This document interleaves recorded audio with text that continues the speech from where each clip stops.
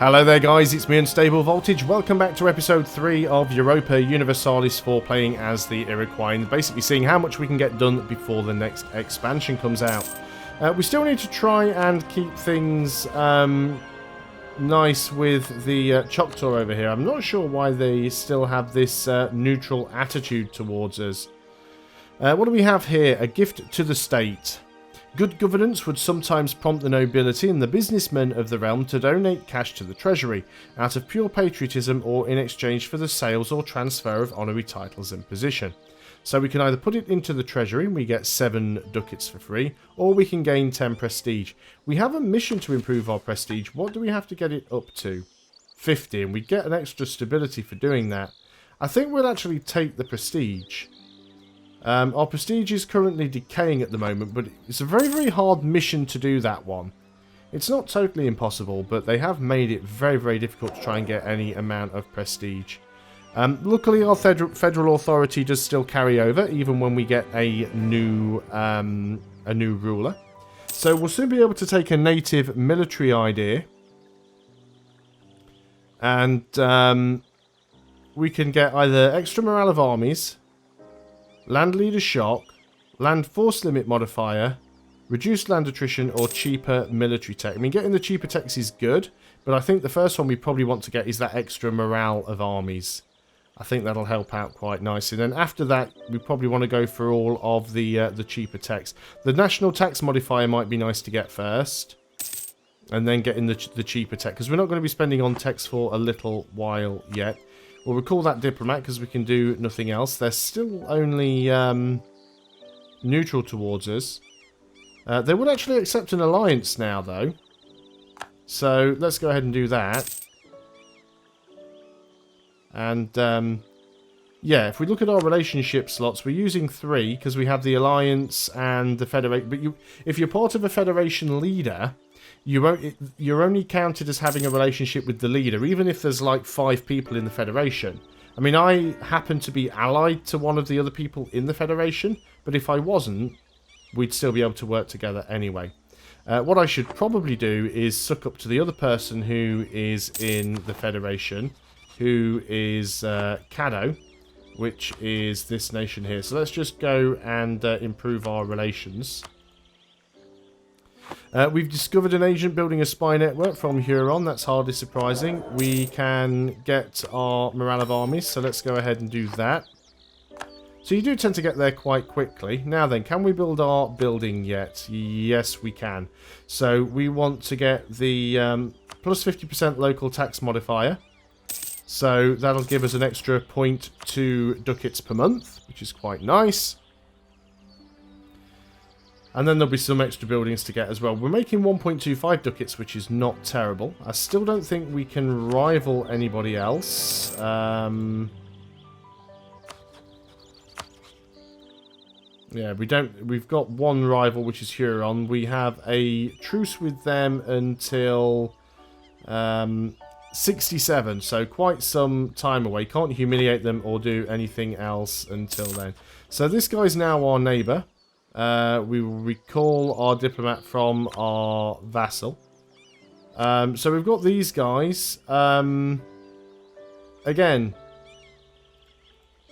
no CB, so we can't directly attack them. Again, we could probably offer to try and vassalize them.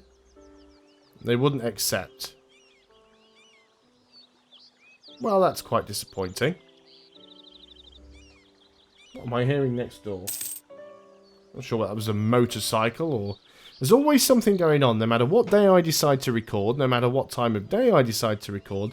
There's always either workmen next door, or there's a building site behind me where there's constantly a jackhammer going. Or there's just... I've got noise cancelling headphones on and I can still hear noises coming from outside, and when I'm not talking, I can see some spikes on the input monitor for my microphone, so I do sincerely apologise if you can hear any background noise on the recording. I always try and keep my audio as clean as possible, but sometimes there are just things that are beyond my control. So I must admit, I didn't actually do a test game before I decided to jump in and start playing as the Iroquois, because as I said, I've already played a Native American before, but that was back in the time when you were able to fabricate claims on your neighbours. And I find that this is now a little bit odd, because it's left me with not an awful lot to do. I remember the last time I did a game like this, by the time England turned upon the coast, I already owned like most of this part of America, because I'd basically taken over all of the other Native Americans, especially the smaller ones, because they do tend to migrate, and they do what this guy did, and they actually move and they become your next door neighbour, and then you just basically fabricate on them and grab them, and then you wait for somebody else to move next to you, and then you fabricate on them and grab them. We can't do that anymore now, so that is a little bit annoying. I guess we could go and try and vassalize Huron next time. We would be over our relationship limit, but we could technically break our alliance with the Cherokee if we wanted to, because we're in the Federation, so we don't need to have an alliance with them directly. But an alliance is more of a defensive pact anyway. So this is that by fire event again. We don't want to lose the admin power, and last time we actually had the 20% negative event, so let's actually try and see if we can't. There we go, we got the successful one. So the use of fire to alter the landscape in Onondaga has paid off. Clearing the vegetation has allowed us to make better use of the land and will increase the yields from the area for years to come. So production efficiency goes up by 10%, which is quite nice. So I've got a free diplomat at the moment, but I really don't know what I want to do with them. Let's have a look at you. You are enemied with Chickasaw, but we can't go and declare on anybody else, so we've not really got an awful lot that we can do with our diplomat at the moment. I suppose we could try and spy on these guys. I mean, we can't do anything, but we can certainly spy on them, I suppose. So we'll go ahead and do it. What else have we got going on? That's right, we're sucking up to you, that's fine. I know a lot of people will probably say run the game on speed 4 or 5. I do have a lot of issues with trying to record some of these Paradox games on high speed, so I will probably go up to speed 4, but I don't think we'll risk speed 5. We usually start to get frame rate drops when that happens. So what we're going to be trying to do now, until we can go to war again, or until we get called into a war, is generate some money so we can build some more buildings, and also keep trying to improve our technology. We want to make ourselves as strong as possible before the Westerners turn upon the shores, or the Western Europeans turn upon the shores, and start trying to destroy us all. Sale of titles. My lord, one of your advisors has suggested selling off titles of nobility to anyone who can afford to pay. It could bring in lots of money and open the way for a social advancement for the rich if we do, but it would devalue the idea of nobility and perhaps upset the existing aristocratic families should we do this. So gold is the sign of nobility. We could gain 10 ducats, or we can gain a free stability. What's worth more, a free stability or 9 something ducats? Definitely a free stability. I mean, you think about it. How long would it take us to get 9 ducats? 6 months. How long would it take us to get 1 stability? Stability boost would have been, what, say about a 90 something, 100, and we only get how many points a month? 4. So it would take a lot longer to get enough admin points to boost stability than we'd actually get coins. National decision is available though. Encourage divination.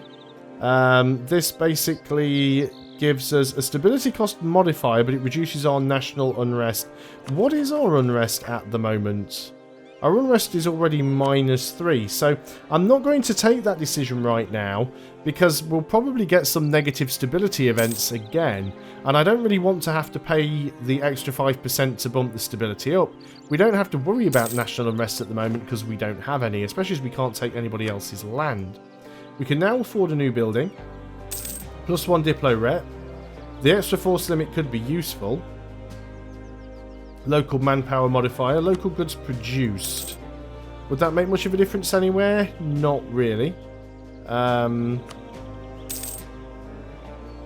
We could go ahead and build the irrigation on the other 2 provinces. It isn't really going to make a lot of difference.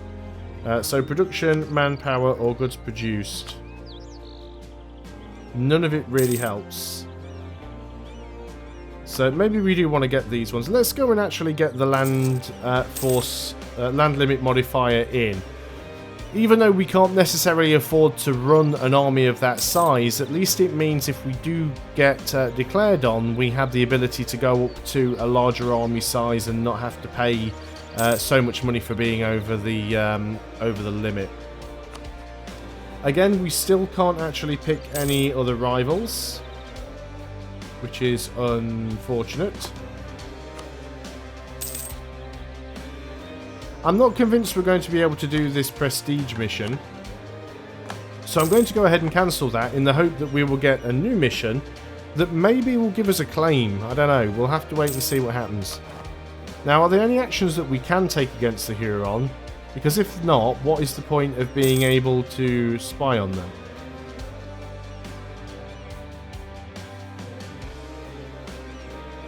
Doesn't really look like there's a lot that we can do, but we'll see.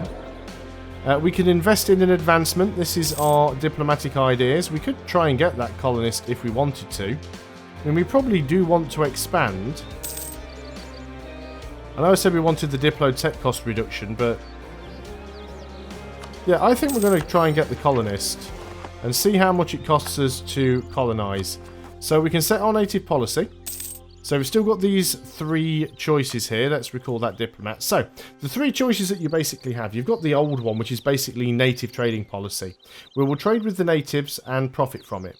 So, there's a 50% chance that the natives will uprise, but we'll also get 50% native assimilation, which I believe means that once a province becomes a city, once a colony becomes a city, 50% of the number of natives go into your development for that province.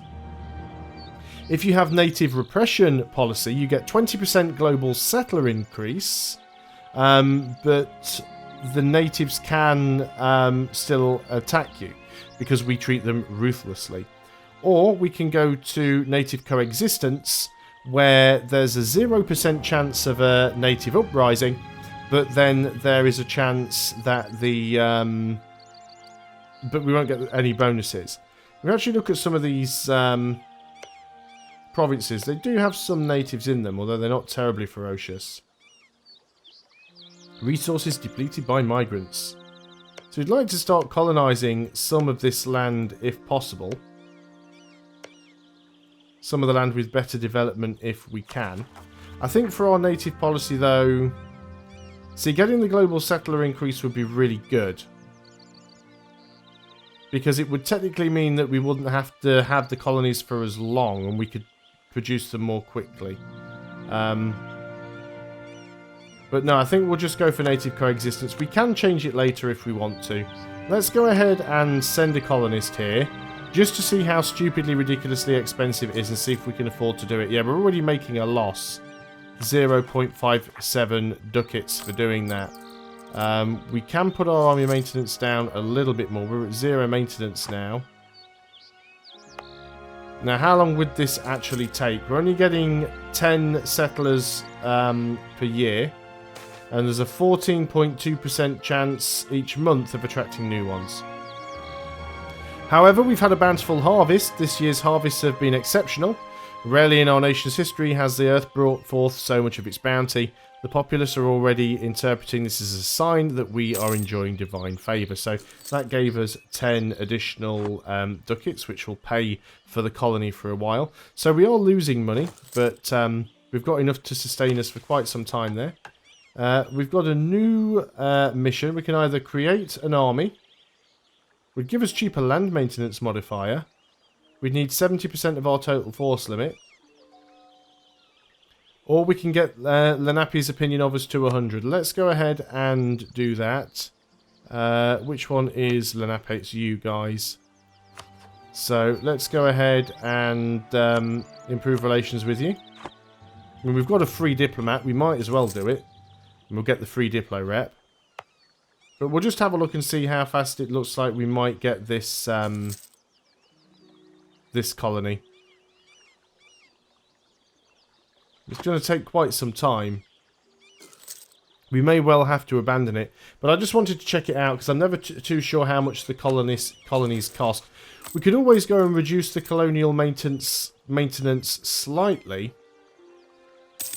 But then settler growth would only be 3 per year. And keep it at 4 per year. Let's do that. That way we're still making some money. It is still growing. But the thing is, there's still the same percentage chance each month of gaining new settlers. So even though we're only going to gain 4 a year instead of 10 a year, there's still a chance that we'll gain some more. We will find a way to make more money. What we need to do is make sure that we get enough money to build some buildings, because once we can do that, then we'll be able to gain more money from our development. So we can soon take another admin idea. If we take the national tax modifier plus 25%, we make 2.16 ducats, so it'll give us about another half a ducat or more, and that might be enough to actually run the colony at full maintenance.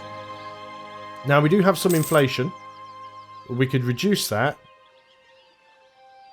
Now what do I want to do? Do I want to reduce the inflation, or do I want to save the admin points and get the tax? I think we want to get the tax. Also, let's have a quick look at our focus. We're very heavy on Diplo at the moment, and I don't necessarily think that we need to be. I think we could probably afford right now to go on to admin. It does draw away from military, but that's fine. I mean, you don't really... We've got one general. What else do you really spend military points on? Not all that much. So we should be able to make some more money doing this. How many months is it going to be? September. So only a couple of months away. And then we'll be able to get that increased tax. That'll help us out quite nicely. So there's August. The amount of money that we're getting from trade has gone up only slightly. But there we go. Let's go and take the national tax modifier. Smugglers running rampant. People are finding lots of ways of getting around paying taxes and fees on moving goods. This is cutting into our income, but stopping it would cost quite a lot in the short term. So we can lose 13 ducats to stop them, or we can get minus 10% trade efficiency and minus 10% national tax modifier. We're going to lose the money.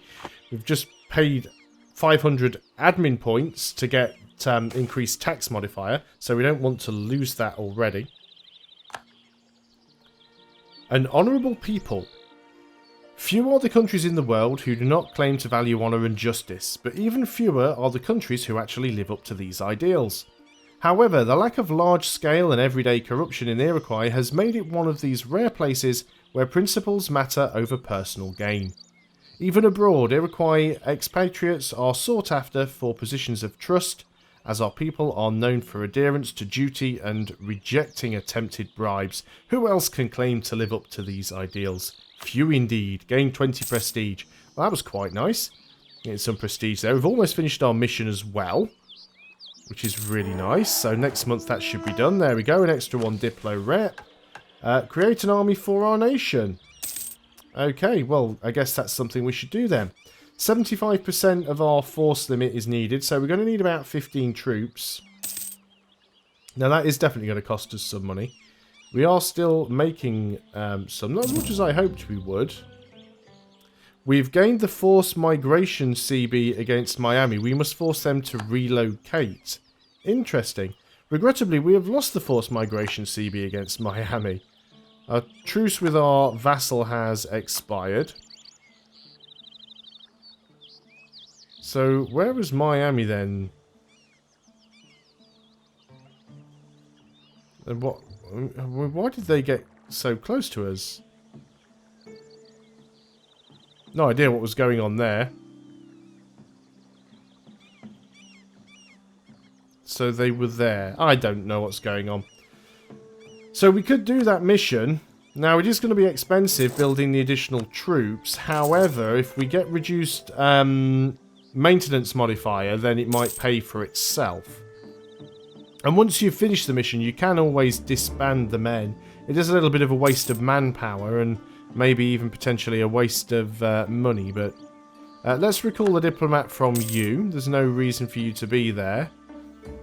There's not really a lot of point having a spy network with Huron. I mean, if we can't fabricate claims or do anything against them, what's the point?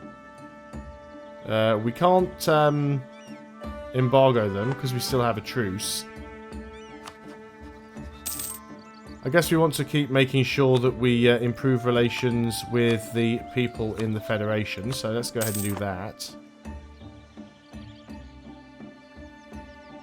Now, where has the best supply limit? 14, 14, 14, and 16 actually over here. Well, that's our colony has a supply limit. Still, with our general, our army weight is only 11, so we can probably all sit safely in the capital. So how are things going with the colonists? We have 78 colonists. That's not great. But just gaining 1 or 2 more provinces will be enough to give us that extra development, to give us some decent tax income. We could still build some of the tax buildings. Now, is there anything else here that would give us more money? What have we got here? The native assimilation in Michigan.